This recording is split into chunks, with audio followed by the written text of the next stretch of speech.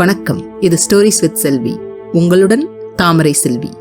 இன்னைக்கு நீங்க கேட்க போறது என்னோட நாவலான அன்றும் இன்றும் என்றென்றும் நீ, பாகம் 2. வாங்க கதையை தொடர்வோம். அத்தியாயம் 13. பாதாள உலகம். அந்த தரிசு நிலத்தின் பேயாட்டம் ஆடி முடிவதற்கு 1 நிமிடம் ஆகியதா அல்லது 1 மணி நேரம் ஆகியதா என்று முகைக்கு விளங்கவில்லை. ஒரு வழியாக கால்களுக்கு கீழே இருந்த நிலம் சமப்பட்டதை அறிந்த பின்னர் இறுக்கி மூடியிருந்த இமைகளை மெல்ல மெல்ல திறந்தாள் முகை. இன்னமும் அவள் அதே தரிசு நிலத்தில்தான் நின்று கொண்டிருந்தாள். ஆனால் என்ன ஒரு வித்தியாசம்! அவளின் தலைக்கு மேல் ஆகாயம் இல்லாமல் கும்மிருட்டுதான் சூழ்ந்திருந்தது. வேறு எதுவுமே அவளின் கண்களுக்கு புலப்படவில்லை. ஒருமுறை அந்த இடத்தை சுற்றி தன் கண்களை சுழவிட்டவள், நாம் எங்கு இருக்கிறோம் என்று பொதுவாக கேட்டாள். பாதாள லோகம். மித்ரனும் பருதியும் ஒரே குரலில் ஒருமித்தவாறு பதிலளித்தனர். ஏன்? உன் நினைவுகளை சேகரிக்க என்றான் மித்ரன். நினைவுகள்? ஒரு கணம் யோசித்தவளின் முகம் தெளிந்தது. அதாவது என் பழைய ஜென்ம நினைவுகள். கேள்வியோடு மித்ரனை பார்த்தாள். தலையசைத்து அவளது சந்தேகத்தை ஊர்ஜிதப்படுத்தினான் மித்ரன். அதாவது என்னுடைய நினைவுகள் பல இடங்களில் சிதறி கிடக்கின்றன. அவைகளை சேர்ப்பதற்காக அவை சிதறியிருக்கும் இடத்திற்கு என்னை அழைத்து செல்கிறீர்கள், அப்படியா? விழி விரிய மித்ரனை பார்த்தாள் முகை. அதுதான் எங்களது யூகம் என்று பதிலளித்தான் பருதி. ஆனால் ஏன்? நாம் ஏன் என் பழைய நினைவுகளை தேட வேண்டும்? நம் கடந்த கால வாழ்க்கையை நாம் மறப்பதுதானே இயற்கை வகுத்த வழி? கேள்விக்கணைகளை தொடுத்தாள் முகை. தலையை குனிந்து அந்த வறண்ட பூமியை பார்த்தவளுக்கு திடீர் என்று ஒரு எண்ணம் தோன்ற, குரலில் குழப்பம் தொனிக்க மித்ரனை நோக்கி, அப்படியானால் உங்களுக்கு உங்கள் பழைய வாழ்க்கை ஞாபகம் இருக்கிறதா? உங்களுக்குமா? வட்டமாய் விரிந்த கண்கள் பருதியின் மேல் விழுந்தது. அந்த இருவர் முகத்தில் தெரிந்த பதில் அவளை மேலும் குழப்பியது. ஏன்? நாம் ஏன் தெரிந்து கொள்ள வேண்டும்? அனைவரும் தங்கள் வாழ்வில் ஏதாவது ஒரு சந்தர்ப்பத்தில் கண்டிப்பாய் அவர்களின் பூர்வ ஜென்ம வாழ்க்கையை தெரிந்து கொண்டேதான் ஆக வேண்டுமா? அவளின் வாழ்க்கையை தெரிந்து கொள்ள வேண்டும் என்ற ஆர்வம் இருந்தாலும் அந்த போர்க்கள காட்சி அவளின் மனதை பிசைந்தது. எல்லாரும் தெரிந்து கொள்வதில்லை என்று தொடங்கிய பருதி அவளின் மருண்ட விழிகளும் துடித்த உதடுகளையும் கண்டு இரக்கம் மேலிட மெலிதான குரலில் தொடர்ந்தான். எங்களுக்கும் முழுக்கதை தெரியாது என்றான்.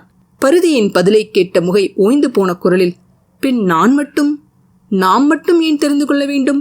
விரக்தியும் இயலாமையும் அவளது குரலில் மண்டியிருந்தது. உகந்திகா தீய சக்திகளின் தலைவி என்றால் இந்த கதை வேதனையை தவிர வேறு எதை தரும்? ஏற்கனவே வாழ்வில் இருக்கும் துக்கங்களும் இழப்புகளும் போதாதா? இதை வேறு தூக்கி நம் தலையில் இட்டுக்கொள்ள வேண்டுமா? தவியாய் தவித்தது அவளது மனம். ஏற்கனவே நடந்து முடிந்த ஒன்றை தெரிந்து கொள்வதில் என்ன பயன்? மேலும் அந்த வாழ்க்கையில் நம்மால் எதையும் மாற்ற முடியாது. பிறகு இந்த வாழ்க்கைக்கு சம்பந்தமில்லாத ஒன்றை பற்றி நாம் ஏன் தெரிந்து கொள்ள வேண்டும் என்று வாதாடினாள் முகை. அவளின் பழைய வாழ்க்கையை தெரிந்து கொள்வதால் அவளின் மனதின் அமைதியும் நிம்மதியும் குலையத்தான் போகிறது என்று தீர்மானமாக நம்பியது அந்த பேதையின் மனம். முகை, இந்த உலகில் எதுவுமே சம்பந்தம் இல்லாமல் நடப்பதில்லை. நேரடியாகவோ அல்லது மறைமுகமாகவோ ஒன்றொன்றுக்கும் சம்பந்தம் கண்டிப்பாய் இருக்கும். நீ கூறியது முற்றிலும் சரிதான். நடந்ததை யாராலும் மாற்ற முடியாது.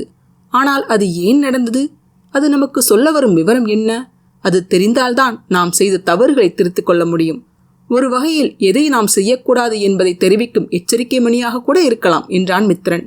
புருவத்தில் முடிச்சு விழ, அந்த குகையில் கூட உகந்திகா முழு உண்மையை அறிந்து கொள்வது நம் கேள்விக்கு பதிலளிப்பது மட்டுமல்லாமல் அவற்றை தீர்ப்பதற்கான வழியை காண உதவும் என்று கூறினாள். அந்த குகையில் நடந்ததை நினைவு கூற முற்பட்டாள் முகை. இந்த கதையை பார்ப்பதனால் நாம் எப்படி அதை தீர்க்க முடியும்? நீங்கள் கூறியது போல நடந்த கதையை நாம் எப்படி சரி செய்ய முடியும்? கேள்வியுடன் மித்ரனையும் பருதியையும் நோக்கினாள். ஒரு கணம் அந்த இடம் முழுவதும் மயான அமைதி நிலவியது. ஒருவேளை நம் இந்த வாழ்வில் வரும் பிரச்சனைகளை கூறியிருக்கலாம் என்றான் பருதி. இருக்கலாம் என்பது போல தலையசைத்த மித்ரன் பருதியை நோக்கி, நான் இங்கு காவல் காக்கிறேன், நீ முகையை உள்ளே அழைத்துச் செல் என்று அறிவுறுத்தினான். மித்ரன் அவளோடு வரப்போவதில்லை என்று அறிந்தவுடன் அவளின் கண்கள் அவனை நோக்கி பாய்ந்தன. அவளின் பார்வையை எதிர்பார்த்தவன் போல ஒரு சின்ன சிரிப்புடன் அவளுக்கு நம்பிக்கையூட்டி வழி அனுப்பினான் மித்ரன். தயங்கியபடி பருதியுடன் வர அந்த பாதாள லோகத்தின் உள்ளே சென்றார்கள் இருவரும்.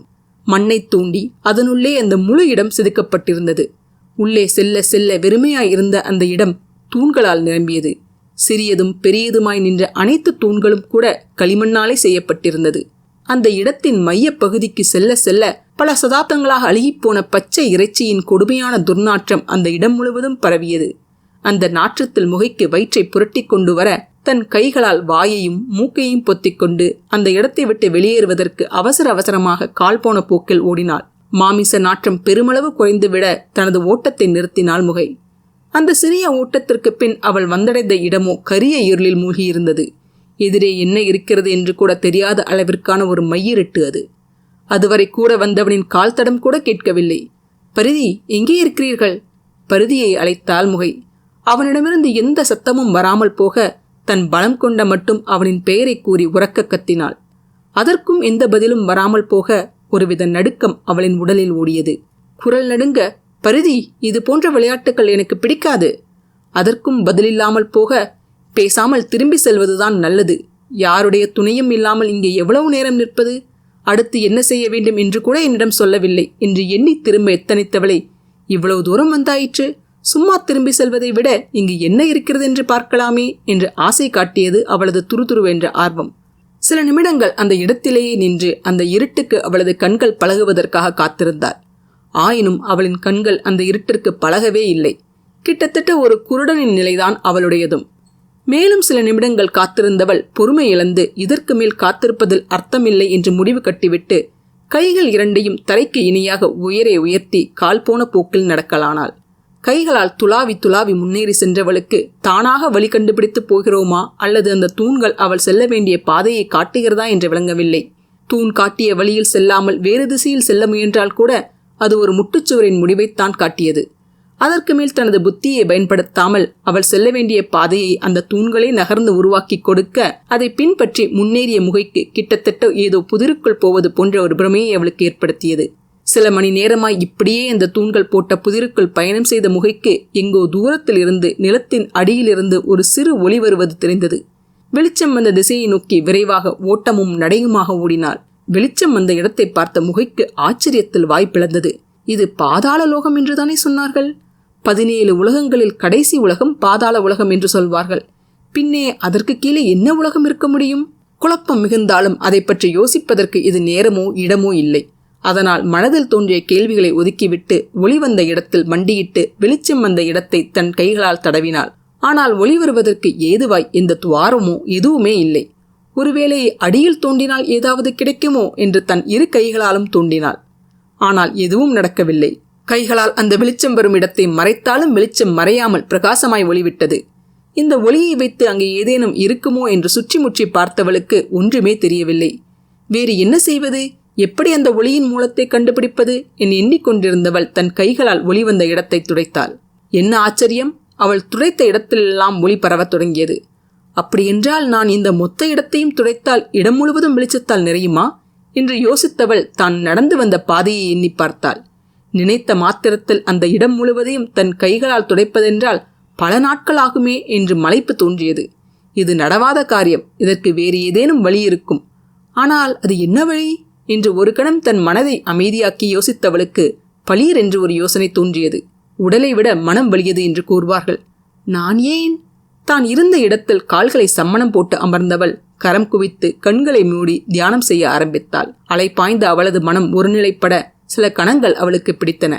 ஒரு வழியாய் மனம் அமைதியான பின் தன் மனதிற்குள் அவள் அந்த இடத்தை தன் கைகளால் துடைக்கத் தொடங்கினாள். துடைக்க துடைக்க அந்த இடம் வெளிச்சம் பருவது போல கற்பனை செய்தாள். மொத்த இடத்தையும் துடைத்தது போல மனதில் எண்ணிவிட்டு கண்களை திறந்தவளுக்கு அவள் கண்களையே அவளால் நம்ப முடியவில்லை.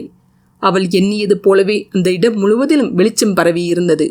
ஆனால் வெளிச்சம் வருவதற்கான ஒரு சிறு வழியும் இல்லாத போது எங்கிருந்து இந்த ஒளி வெள்ளம் வருகிறது என்று குனிந்து பார்த்தவளுக்கு மயக்கமே வருவது போல இருந்தது. அவள் அந்த வெளிச்சத்தில் தான் அமர்ந்திருந்தாள். ஒரு கணம் தலையை உலுக்கியபடி மீண்டும் பார்த்தாள் முகை.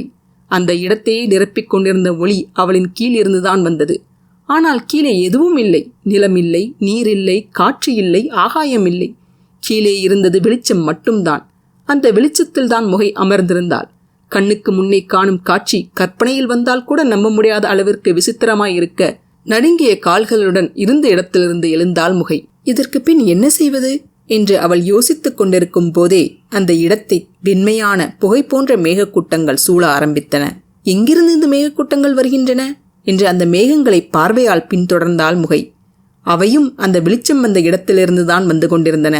அடுத்த சில நொடிகளில் அந்த மேகக்கூட்டங்கள் அவளை சூழ்ந்து பஞ்சுப்பொதி போல அவளின் உடல் மேல் ஏற ஆரம்பித்தன.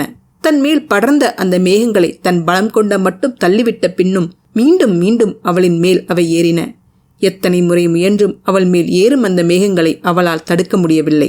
அவற்றை விலக்கியதில் அவளின் கைகள் ரணமாய் வலித்தன. அதற்கு மேல் தள்ளுவதற்கு திராணியின்றி நின்றவளின் மீது நாலாபுறமும் சூழ்ந்து அவளை முழுவதுமாய் அந்த மேகங்கள் மூடின. மூடிய மேகங்களுக்குள் அவளது உடல் கொஞ்சம் கொஞ்சமாய் உறையத் தொடங்கியது. சில நொடிகளில் மொத்தமாய் மூடி அவளை ஒரு மேகச்சிலை போல் மாற்றியது அந்த மேகங்கள். எந்த எண்ணங்களும் அசைவும் இல்லாமல் சிலை போல நின்ற முகையின் மேலிருந்த அந்த மேகங்கள் கொஞ்சம் கொஞ்சமாக உருகி வழிய ஆரம்பித்தன. உடலிலிருந்து கொஞ்சம் கொஞ்சமாய் கரைந்த அந்த மேகங்கள் இறுதியாக அவள் கண்களை மூடியிருந்த மேகங்கள் கரைந்து ஓடியது. அப்பாடி என்று நிம்மதியுடன் தன் கண்ணெதிரே என்ன இருக்கிறது என்று ஆர்வமாக பார்த்தாள் முகை. ஆனால் அவள் கண்ட காட்சி அவளை பிரமிப்பில் ஆழ்த்தியது. அவளின் கண்ணெதிரே அவள் கண்டது அவளின் கண்களைத்தான். தன் கண்களே தன்னை உறுத்து பார்த்து கொண்டிருப்பதை ஒரு திகிலுடன் பார்த்தாள் முகை. இந்த பதிவு உங்களுக்கு பிடிச்சிருந்ததுன்னா மறக்காம லைக் பண்ணுங்க, ஷேர் பண்ணுங்க, சப்ஸ்கிரைப் பண்ணுங்க. என்னோட பதிவுகளை உடனுக்குடனே தெரிஞ்சுக்கிறதுக்காக பெல் பட்டனையும் கிளிக் பண்ணுங்க. மீண்டும் அடுத்த அத்தியாயத்தில் சந்திப்போம். நன்றி, வணக்கம்.